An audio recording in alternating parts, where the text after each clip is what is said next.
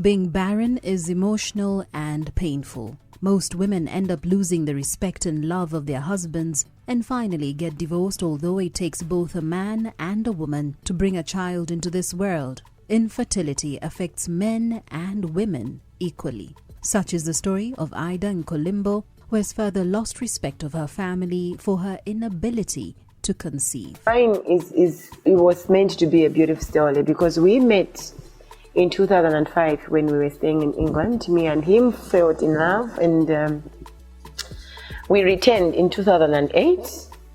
Upon our return, we planned to get married in 2009.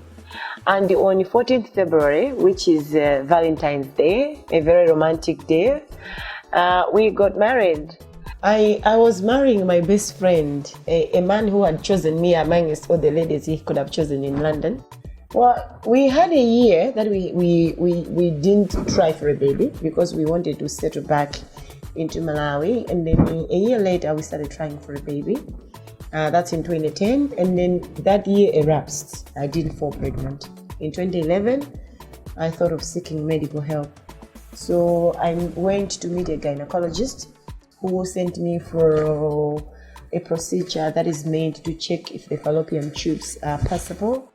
So yeah, it was frustration after frustration. Just as every young woman, I dreamt of having a very cordial relationship with my mother-in-law before I got married, my sister-in-laws and all the in-laws. And I must say, the very first year when we just got married, it was that cordial. Because by then I think they were still having hopes that one day I would be pregnant. But when I think it became so clear that there was no way I was going to get pregnant, at this moment I felt so detached. You know, my husband came from a very big family, a family that had events and, you know, all sorts of things that could unite them together at several times of the year. But it just happened that I was never invited. My mother-in-law used to visit our home. She stopped. If I went to their home, I felt so unwelcome. Why don't you have children?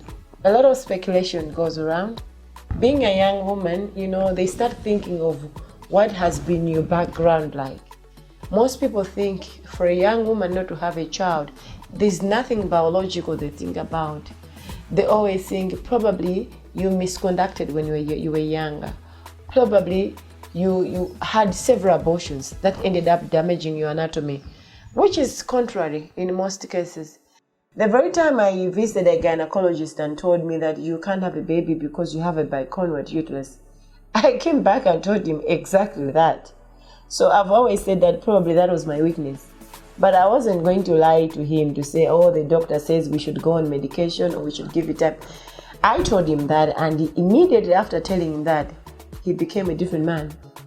This is the man I married, and he was totally sober. He never used to drink. He started drinking, coming home late. If I questioned about anything, he could literally beat me up. Yeah, I'm a journalist, yes, and I write about domestic violence. But trust me, it was happening to me. He would hit me just for asking where he had been. When we were abroad, we bought a property in Malawi as boyfriend and girlfriend.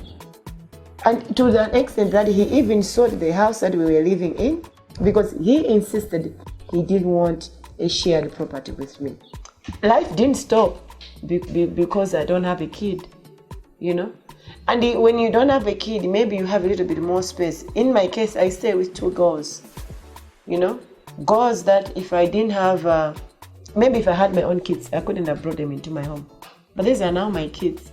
Very intelligent girls. They keep me company. I'm well surrounded and I'm well covered up.